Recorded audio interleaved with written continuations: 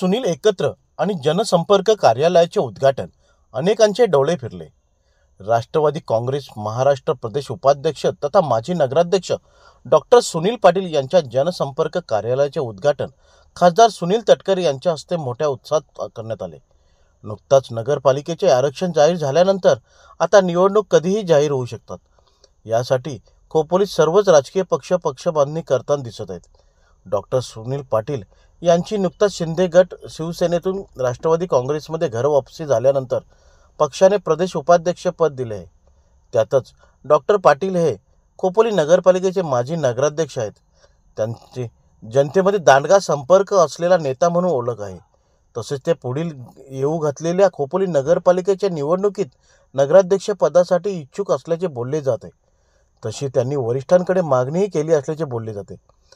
त्याचप्रमाणे ते प्रबल दावेदार असल्याचेही पाहायला मिळत आहे। भविष्यातील निवडणूक आणि जनतेशी संपर्क साधण्यासाठी डॉक्टर पाटील यांनी टाकळी येथे जनसंपर्क कार्यालयाचे उद्घाटन करण्यात आले।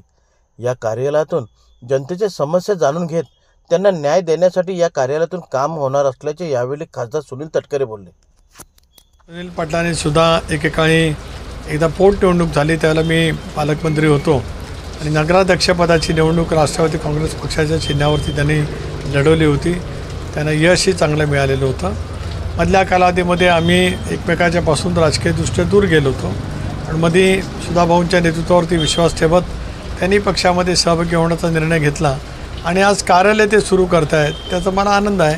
दीपावलीच्या नंतरचं हे कार्यालय, त्यांना दीपावलीच्या शुभेच्छा आहेतच, पण या कार्यालयामध्ये येणारा जो नागरिक असेल तो नागरिक समस्या घेऊन येईल, पण जाताना हास्य वदनानं जाईल असं काम या कार्यालयातून होईल अशा माझ्या शुभेच्छा सुनील पाटलांना आहेत। बघा, निवडणुका तर लागल्यात, परंतु आदरणीय आमचे मार्गदर्शक आत्तापर्यंत आम्हाला गुरुवर राहिलेले तटकरे साहेब हे नेहमीच आदरस्थानी राहिलेत आणि त्यांनी मोठी जबाबदारी म्हणजे प्रदेशाचे अध्यक्ष असताना त्यांनी जी काही जबाबदारी आज सर्वांच्या म्हणजे सुधाकर भाऊ घारे असतील आणि आमचे सर्व पदाधिकारी यांच्या माध्यमातून ते मला जबाबदारी महाराष्ट्र प्रदेशच्या उपाध्यक्षपदी दिली। ही खूप मोठी जबाबदारी दिलेली आहे आणि म्हणून त्याचं भान ठेवून आपण या ठिकाणी राष्ट्रवादी काँग्रेस पार्टीचं जनसंपर्क कार्यालय या ठिकाणी उभारून खऱ्या अर्थाने एक जनतेची सेवा तर चालूच होती।